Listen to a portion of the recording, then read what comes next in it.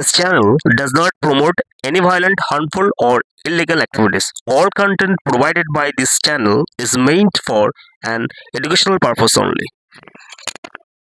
আমার বাপ শুয়ে আছে, আমার দাদু শুয়ে আছে, আমার পরদাদু শুয়ে আছে, সেই কবরের উপরে এদের আমোদ প্রমোদের জায়গা, এদের মদের ভাটিখানা আমরা কোনো মতেই করতে দেব না।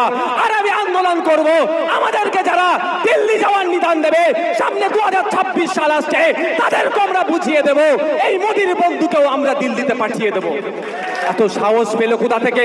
যাদের ভোট নিয়ে আছে নবান্নের 14 তলায় বসে আছে, যাদের জন্যই আজকে নবান্নের 14 তলায় বসেছে, তাদের কবরস্থান, তাদের মাদ্রাসা, তাদের মসজিদ, তাদের ঈদগাহ, তাদের মাজার, তাদের বিভিন্ন জায়গা যখন হাতছাড়া হয়ে যাচ্ছে, তাদের পক্ষ নিয়ে কথা বলে তো দূরের কথা, এত হুমকি সুরে বলছে যে ওয়াকফ নিয়ে কেউ এ করলে আমার থেকে বেরো 270 কেউ হবে না, তাই তার বিরুদ্ধে ভোটটা করতে হবে না, বিরোধিতা করছে। মাথায় থাকবে তো ভাই? আমি দেখছি তো ওয়াকফের প্রতিবাদ হচ্ছে আর গল্প শোনাচ্ছে অমিত শাহের ছেলে আইসিসি চেয়ারম্যান হয়ে গেছে, আর ওটা বলার সময় আছে যখন তখন বলবে। আরে বিধানসভার মধ্যে রে ভাই, ওয়াকফ নিয়ে বিল যখন ছিল, মমতা ব্যানার্জি কত চালাক আপনারা জানেন না, যখন বিল ছিল তখন এই আইন বিলকে মানব না বলে রেজুলেশন পাস করেছে, আর এখন আইন হয়ে গেছে এই আইনকে মানব না, রেজুলেশন পাস করছে না। মানে কি ধরনের খেলাড়ি বুঝতে পেরেছেন? মানে তো আমরা যেখানে শেষ করবো উনি সেখানে শুরু করবেন, কিন্তু আমি তো একটু বুকা পড়া ছিলাম। মানে সরি বন্ধুরা, অল ইন ওয়ান ইউটিউব চ্যানেলে তোমাদের সকলকে স্বাগত। তো বন্ধুরা, আজকে মূলত আমার ভিডিওটা শুধুমাত্র আইএসএফ যে সমস্ত আমার বন্ধুরা রয়েছে, অর্থাৎ ইন্ডিয়ান সেকুলার ফ্রন্টের যে সমস্ত সমর্থক, ইতিমধ্যে সারা পশ্চিমবাংলায় 294খানা বিধানসভার মধ্যে সেকুলার ফ্রন্টের অর্থাৎ ইন্ডিয়ান সেকুলার ফ্রন্ট আইএসএফের সদস্য সংখ্যা হু করে বাড়ছে, এটা অস্বীকার করার কোনো জায়গা নেই। সমস্ত সংখ্যালঘুরা এবং বিশেষ করে আদিবাসী থেকে শুরু করে আরও সম্প্রদায়ের মানুষও এবং হিন্দু সম্প্রদায়ের মানুষও কিন্তু আইএসএফের বর্তমানে কিন্তু সাপোর্টার সদস্য এবং ভোটার থেকে শুরু করে সমস্ত কিছু। তো পার্টিকুলারলি 30% সংখ্যালঘু সম্প্রদায়ের যে সমস্ত ভাই বোনরা আছো, তারা কিন্তু বর্তমানে একটা অ্যাটিটিউড নিয়েছে যে আইএসএফ ছাড়া অন্য কোনো দল করবে না, এটা অস্বীকার করার কোনো জায়গা নেই। আমি সমস্ত জায়গায় ঘুরছি এবং আমিও একটা মানে রুলিং দলের সাপোর্টার আমি ছিলাম, এখন আছি, কিন্তু অ্যাক্টিভভাবে এখন রাজনীতি করি না, কারণ বিভিন্ন রকমের যা কিছু চারদিকে দেখছি, এতে নিজের আর ইচ্ছে নেই এই সমস্ত দিকে যাওয়ার। তো ওই জন্য রাজনীতি থেকে বলা হয় একরকম আমি সন্ন্যাস নিয়ে নিয়েছি। কিন্তু প্রত্যেকটা মানুষের একজন আদর্শ ভালো লাগে, তাই আমাদের যে নওশাদ সিদ্দিকী ভাইজান, তার বক্তব্য, তার পিস, সমস্ত কিছু আমার ভালো লাগে এবং তিনি ওয়েস্ট বেঙ্গলের 10 কোটি মানুষের কিন্তু উপকার চান এবং এমন একজন নেতাকে আমরা পেয়েছি যে কিন্তু মানে অন্যান্য নেতারা কী করে, একে অপরের সঙ্গে ঝামেলা লাগিয়ে দিয়ে তামসা দেখে এবং ভোট লুটের ফায়দা দেখে। কিন্তু আগের দিন আমি একটা ভিডিও করেছি, সেই ভিডিওটা তোমরা অনেক ভালোবাসা দিয়েছো, প্রায় 11 থেকে 12 হাজার আমার মানে মানুষ দর্শক বন্ধুরা দেখেছো এবং কমেন্টস করেছো, তার জন্য তোমাদের সকলকে ধন্যবাদ। তো সেই অনুযায়ী যে নওশাদ ভাইজানের যে কতটা পপুলারিটি রয়েছে এবং তিনি যে কতটা মানুষের জন্য ভালো চান, একজন বিধায়ক কত টাকা স্যালারি পায়, সেটা আমি নিজেও জানতাম না। যদি আমাদের এই নওশাদ সিদ্দিকী ভাইজান যদি বিধায়ক না হতেন তাহলে আমাদের জানা থাকতো না। বন্ধুরা, এতটা ভালো মনের মানুষ আমি মনে করি তো বর্তমান সারা বিশ্বের রাজনীতিতে নেই। ওয়েস্ট বেঙ্গলে এরকম একটা মুখই আমাদের চিফ মিনিস্টার বা পদে ভবিষ্যতে আমাদের দরকার সামনে 2026-এ। তার কারণটা হচ্ছে কি, এমন একজন সৎ ব্যক্তি থাকলে যে 10 কোটি মানুষ আমাদের ওয়েস্ট বেঙ্গল থাকে, তার প্রত্যেকটা মানুষের কথা ভাবে এবং বিরোধী দলগুলোরও কথা ভাবে যে একে অপরের সঙ্গে আপনারা মারপিট করবেন না, ঝামেলা করবেন না, এই সমস্ত কিছু কথা কোনো নেতার মুখে আজ পর্যন্ত আমি শুনিনি, যেটা আমাদের নওশাদ ভাইজান বলেছে। সবার একদম 8 থেকে 80 সবার মানুষের জন্য ভালো চাই, এমন একজন ব্যক্তি থেকে আমাদের জাতি ভেদ ধর্ম নির্বিশেষে সবাই কিন্তু আমাদের চিফ মিনিস্টার হিসেবে আগামী দিনের নবপ্রজন্মের চিফ মিনিস্টার হিসেবে আমরা দেখতে চাই। তো এবার আজকে আমার আইএসএফ ভাই মানে বন্ধুদের জন্য কেন ভিডিওটা আমি বলছি, তার একটা কারণ আছে, লজিকটা ভালো করে বুঝবে বন্ধুরা। ভিডিওটা একটু লেন্দি হবে, কিন্তু আজকে শুনবে যেটা আমাদের আইএসএফ যারা রয়েছে ভাই বন্ধুদের জন্য সেটা খুবই উপকারী লাগবে। বিজেপির রাজ্য সভাপতি পাল্টিয়েছে। আগে দিলীপ ঘোষ ছিল, তারপর ডক্টর সুকান্ত মজুমদার এসে এখন বর্তমানে কে আছে, সমীপ ভট্টাচার্যকে করেছে। এবার সেইটা কিন্তু আইএসএফ এর জন্য একটা স্বর্ণযুগ চলে এসেছে। কেন বলছি, দেখো বন্ধুরা, আজকে আমাদের নওশাদ ভাইজান একটা কথা বলেছিল, যেটা ওয়াকআপ যে আন্দোলন হয়েছে সেটা নিয়ে। সেখানে যে কথাটা বলেছে, এই যে দিল্লি যাওয়ার কথাবার্তা, মুর্শিদাবাদে যে বলেছিল বা স্টেজ থেকে দিল্লি যাও, মানে কে বলেছে তোমরা জানো সকলে, আমি আর নাম নিচ্ছি না। তো সেক্ষেত্রে এই যে জিনিসগুলোর মধ্য দিয়ে আমরা কি দেখতে পাচ্ছি, কিছুটা আভাস পাচ্ছি। আবার একটা নওশাদ ভাইজান আমাদের একটা কথা বলেছে যে গত যে লোকসভা বলো বিধানসভা বলো যে ভোট হয়েছে, পোস্টপোল ভায়োলেন্সেস, মানে বিরোধীর উপর প্রচুর অত্যাচার হচ্ছে, তার মধ্যে সব থেকে বেশি বেশি অত্যাচার হয়েছে বিজেপির কর্মীদের উপরে।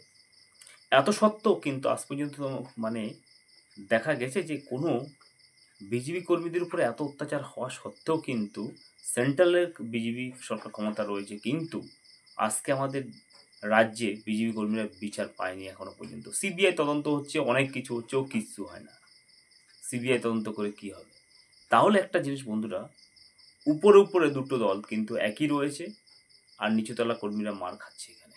তাহলে আমাদের নওশাদ ভাইজান যে কথাটা বলেছে সত্যি কথা বলেছে। তাহলে এইবার আমি কেন বলছি যে আইএসএফ এর জন্য একটা স্বর্ণযুগ বা সুবর্ণযুগ চলে এসছে এই নতুন বিজেপি রাজ্য সভাপতি হওয়াতে। আমরা কি মনে করব, মানে এটা ধরেও রাখা যায় বাংলার, যে বর্তমানে যে সমীপ ভট্টাচার্য বলে যে যাকে রাজ্য বিজেপি সভাপতি করেছে, তার কিন্তু হয়তো তিনি সাংবাদিক, তার স্পিচ মানে বক্তব্য ভালো, সমস্ত কিছু ভালো, কিন্তু একটা জিনিস বন্ধুরা, তিনি কিন্তু মাঠে ময়দানে নেমে কোনোদিন রাজনীতি করেনি। কোনো জায়গায় মিটিং মিছিলে কিন্তু তাকে কিন্তু দেখাই যায়নি। তাহলে যে ব্যক্তিটা আজকে আর 7 মাস ভোটের বাকি আছে, যে ব্যক্তিটা মাঠে ময়দানে নেমে কোনো রাজনীতি করেনি, সে কি করে বিজেপির রাজ্য সভাপতি হয়ে এই যে আমাদের 23খানা জেলা রয়েছে, 23খানা জেলার প্রত্যেকটা বুথ স্তরে স্তরে কি করে সংগঠন গড়তে হয় সেটা তিনি জানবেন? প্রশ্ন নাম্বার 1। তার মানে কি, একে রাজ্য সভাপতি হিসাবে বসানো হয়েছে যাতে কাউকে সুবিধা করা হোক, বিজেপি এখানে জিততে না পারে, মানে যারা ক্ষমতায় রয়েছে তারাই ক্ষমতায় থাকুক। এইটা হচ্ছে মেন পলিসি, আর কিচ্ছু না। এইবার তাহলে আইএসএফ কি করে উপকার হবে, বা আইএসএফ এর কি করে স্বর্ণযুগ, আমি সেটা বলছি। সেটা হচ্ছে কি, দেখো, এখানে যদি সেন্ট্রালের ইচ্ছে নেই যে এখানে বিজেপি ক্ষমতায় আসুক, ভালো করে বুঝবা, কারণ সেন্ট্রাল কাউকে রেখে দিতে চাইছে তাদের নিজেদের স্বার্থে। যদি আমরা ওয়াকআপ আন্দোলন থেকে শুরু করে সমস্ত কিছু নিয়ে আমরা দেখি, অ্যানালাইজ করি, তাহলে বুঝতে পারবে যে কিন্তু সেন্ট্রাল বর্তমানে যারা রয়েছে তাকেই কিন্তু আমাদের ওয়েস্ট বেঙ্গলে যারা ক্ষমতায় রয়েছে তাদেরকে কিন্তু রেখে দিতে চাইছে। এটা অস্বীকার করার কোনো জায়গা নেই। না হলে বিজেপি কর্মীদের উপরে যে অত্যাচার হচ্ছে এতদিন ধরে, তার কোনো সুরাহা কিন্তু কেউ পায়নি। এইবার দেখো বন্ধুরা, আমি একটা কথা বলি, কালীগঞ্জ উপনির্বাচন হয়েছে, সেখানে কিন্তু সিপিএম এর ভোট সংখ্যাটা বাড়ছে, সিপিএম কংগ্রেসের। তার মানে কি, আমাদের এই মানে মালদা থেকে মুর্শিদাবাদ জেলাগুলোতে সিপিএম এর ভোট সংখ্যা বাড়বে প্রথমত। দ্বিতীয়ত হচ্ছে ওখানে সংখ্যালঘু অধ্যুষিত যে আমাদের ভাই বোনরা রয়েছে, সেখানে আইএসএফ এর প্রভাবটা বাড়ছে। তাহলে কি আমাদের মানে আইএসএফ এর মানে সুবর্ণযুগ বা স্বর্ণযুগ কি করে আসছে? তাহলে দেখো, এখানে বিজেপি ইনঅ্যাক্টিভ হয়ে পড়ে রইল ওয়েস্ট বেঙ্গলে, কারণ এমন রাজ্য সভাপতি যাকে দেওয়া হয়েছে তার দ্বারা মানে অ্যাক্টিভনেস উইদিন 7 মান্থস এর মধ্যে কোনোদিন সম্ভব নয়। হ্যাঁ, যদি এখানে কোনো শুভেন্দু অধিকারী, দিলীপ ঘোষ বা ডক্টর সুকান্ত মজুমদার এনাকেই যদি রেখে দিত, তাহলে একটা লড়াই হতো, যে মানা যেত যে বর্তমান যে সরকার রয়েছে তাদের বিরুদ্ধে একটা লড়াই চলে তবু এই সরকারকে ডিফিট করার জন্য লড়াই চলতো। কিন্তু এখন বর্তমানে যে সভাপতি দেওয়া হয়েছে তার মাঠে ঘাটে রাজনীতি করার কোনো আইডিয়া নেই, কারণ তিনি ভালো বক্তব্য দেয় মিডিয়ার সামনে, কিন্তু বন্ধুরা বক্তব্যের মধ্য দিয়ে কোনো বর্তমানে আমাদের যে শাসক দল রয়েছে বা বর্তমানে যে যারা পরিচালনা করেছেন মমতা ব্যানার্জি, তিনি কিন্তু প্রচুর লড়াই করে সিকিমের 34 বছরের যে অপশাসন বলো, যাই কিছু বলো বা যাই কিছু স্ট্রাগল করে কিন্তু এই জায়গাটায় এসেছেন। এটা অস্বীকার করার কোনো জায়গায়, লড়াই করেছে মমতা ব্যানার্জি। তো সেক্ষেত্রে এই যে মমতা ব্যানার্জির বিরুদ্ধে যে লড়াই দেওয়ার জন্য অপোজিশনের মধ্যে এখন বিরোধী মানে দল, অপোজিশন দল, বড় দল হচ্ছে বিজেপি রয়েছে ওয়েস্ট বেঙ্গলে, তো তাদের মধ্যে যদি সুকান্ত মজুমদার তারপরে হচ্ছে শুভেন্দু অধিকারী বা দিলীপ ঘোষ, এই তিনজনের মধ্যে কাউকে যদি মানে প্রেসিডেন্ট করতো, স্টেট প্রেসিডেন্ট, তারও একটা লড়াই হতো মোটামুটি। খালুকার জিতুক সেটা আলাদা জিনিস, মানুষ যাকে ভোট দেবে তাকে ভোট দেবে। কিন্তু বর্তমানে এইটা আমার মনে হচ্ছে একটা মানে কি বলবো, ইনঅ্যাক্টিভভাবে বসিয়ে রাখার জন্য, যাতে যারা ক্ষমতায় রয়েছে তাকেই আবার যাতে ক্ষমতায় পুনর্বল করা হয়, সেই জন্যই কিন্তু এই সভাপতিটাকে সেন্ট্রাল থেকে চুজ করা হয়েছে বন্ধুরা। তাহলে এবার আইএসএফ এর কীভাবে সুবর্ণ যুগ সেটা বলি। সেটা হচ্ছে কি, বিজেপি তো এখানে ইনঅ্যাক্টিভ রয়েছে, তার মানে কি প্রত্যেকটা যে মানে সংখ্যাগরিষ্ঠ ভোটগুলো তারাও এটা পাবে না, কারণ বুথে বুথে বুথে বুথে এগুলো সংগঠন তৈরি করার মতো ক্যাপাবিলিটি নেই, 7 মাসের মধ্যে অসম্ভব। তাহলে সংখ্যা গরিষ্ঠ যারা রয়েছে তাদের ভোটটা টিএমসিপিতে কিছুটা যাবে, কিছু সংখ্যক বিজেপি পাবে, আর কিছু সংখ্যক এখানে সিপিএম এবং কংগ্রেস এরা পাবে। বাদ বাকি রইল 30% সংখ্যালঘু সম্প্রদায়ের আমাদের ভাই বোনদের ভোট। এই যা হয়েছে সমস্ত কিছু চিন্তা করে দেখো, ওয়াকআপ থেকে শুরু করে সব কিছু মিলিয়ে, এবং বর্তমানে আমাদের যে তামান্না খাতুনকে, যে মেয়েটাকে, ছোট্ট বাচ্চা মেয়েটাকে মানে হত্যা করা হলো, এই সমস্ত আরও কোনো অনেক কিছু ইস্যুসগুলো রয়েছে। ডেভেলপমেন্ট কোনো কিছু হয়নি। 2010 থেকে 2025 সাল পর্যন্ত কেউ সরকারি চাকরি সেরকম পায়নি বললে চলে।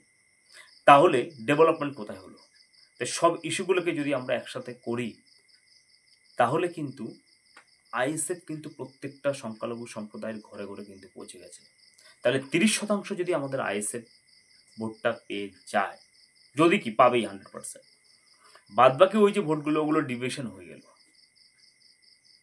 তো ডিভিশন হয়ে গেল, কংগ্রেস এবং সিপিএম সংখ্যাগরিষ্ঠ কিছু ভোট পেয়ে গেল, এবং সংখ্যালঘুর ভোটগুলো টোটাল পুরো আইএসএফ পেয়ে গেলে প্রায় 90 থেকে 80খানা আসন, যেগুলো সংখ্যাগরিষ্ঠ মানে সংখ্যালঘু সম্প্রদায়ের মানে অধ্যুষিত জায়গা, সেখানে টোটালি পুরো আইএসএফ জিতে বেরিয়ে যাবে।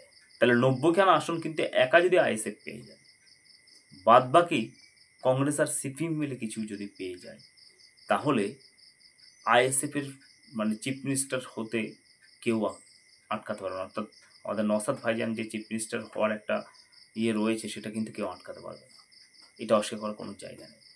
এবার আমাদেরকে কী করতে হবে? শুধু হচ্ছে কি আমাদের মানুষের সঙ্গে থাকতে হবে, ডোর টু ডোর প্রচার করতে হবে।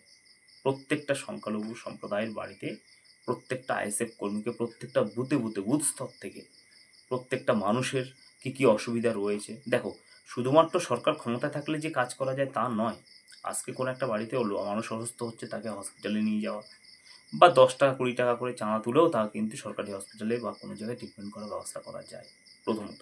দ্বিতীয়ত, কোনো একটা মানুষের ব্যাংকের বই বা পাসবুকটা ল্যাপস হয়ে গেছে, একটা অ্যাপ্লিকেশন লোকে সেটা চালু করে দেওয়া। তৃতীয়ত, কোনো একটা মানুষ কোথাও পৌঁছে দিতে পারছে না, সেটাই করা, ছাত্র সমাজের কাছে পৌঁছানো, ডোর টু ডোর। এই যে ভাঙড়ের যে এই 5 বছরের মধ্যে যে ভাইজান যে সমস্ত কাজগুলো করেছে, এবং তার যে অ্যাটিটিউড, চিন্তাধারা, সেগুলো নিয়ে টোটালি পৌঁছালে কিন্তু একদম পুরো সাফল্য অবশ্যই আসবে, এটা অস্বীকার করার কোনো জায়গা নেই। তার মানে এই জন্য আমি বললাম স্বর্ণ যুগ, মানে আইএসএফের ক্ষেত্রে কোনো দল কিন্তু এই সুযোগটা পাবে না, যেটা হচ্ছে আইএসএফ পাবে। তো এই জন্য বলবো, সমস্ত যারা আইএসএফের যারা রয়েছে, তারা প্রত্যেকটা মানুষের ডোর টু ডোর পৌঁছাও, এই এখন থেকেই। ওই কালকে হচ্ছে আজকে হচ্ছে ওইটা না, নর্ম ভদ্র আমরা মানে সেই দল হিসাবেই, মানে ভাইজানের যে কি বলবো আর কি, যে বার্তা, সেটা নিয়েই কিন্তু প্রত্যেকটা ডোর টু ডোর পৌঁছালে, এবং সাধারণত মানুষের যে সমস্ত খুচখাচ যে সমস্ত উপকারগুলো যেগুলো করা যায়, বা গভর্নমেন্টের এসডিও বিডিও এই সমস্ত অফিসগুলোতে যে কোনো সমস্যায় মানুষগুলো, সেই সমস্যাগুলোতে হালকা হালকা করে মানে একসাথে একটা মানে বুথে 6টা করে যদি ইয়াং ছেলে মেয়ে থাকে, তারা যদি এইভাবে অ্যাক্টিভভাবে কাজ করে, তাহলে ক্ষমতা কিন্তু 90 থেকে 80খানা মানে একদম আসন কিন্তু আইএসএফ একাই পাচ্ছে, এটা অস্বীকার করার কোনো জায়গা নেই। তো আশা করছি যে পদ্ধতি আমি বলেছি আইএসএফের ক্ষেত্রে স্বর্ণযুগ বা সুবর্ণযুগে শুরু হয়ে গেছে, সেটাকে সবাই মিলে কাজে লাগাতে হবে, এইটাই হচ্ছে শেষ কথা। তো বন্ধুরা, ভিডিওটা আজকে ভালো লাগলে লাইক শেয়ার অবশ্যই সাবস্ক্রাইব করবে, যাতে করে যে আমরা একটা ভালো মানুষ নওশাদ ভাইজান বা সিদ্দিকীকে পেয়েছি, তার যে স্বপ্ন, সেই স্বপ্নটা যেন বাস্তবায়িত হয়।